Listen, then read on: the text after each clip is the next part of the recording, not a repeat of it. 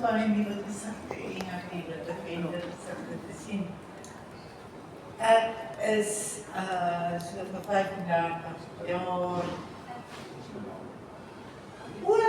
Ek is die kamer, skiet goed.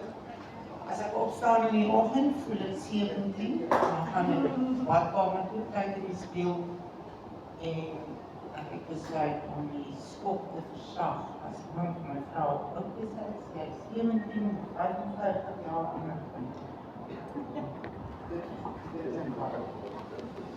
Ek is so 35 jaar terug besluit om die goedkooppad te loop. Mense sê vir my aanvullings is duur.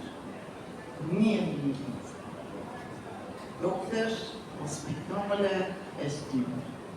Ek het niks teen dokters nie, ons het hulle nodig, maar ons kan hulle bestuur deur ons liggaam gesond. En daarvoor het jy ongelukkig meer as die kos wat jy eet nodig, want ons voedsel het nie meer voedingswaarde nie.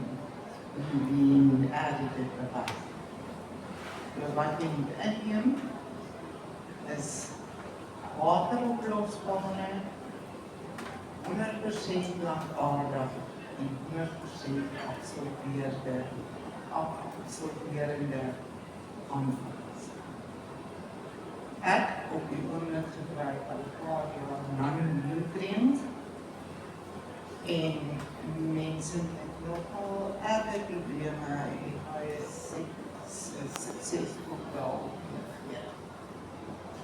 Nou so leef ek al 35 jaar van aanvulling na aanvulling, maar die hy is so weer altijd. Al die mense praat met my as die 17 wil bly.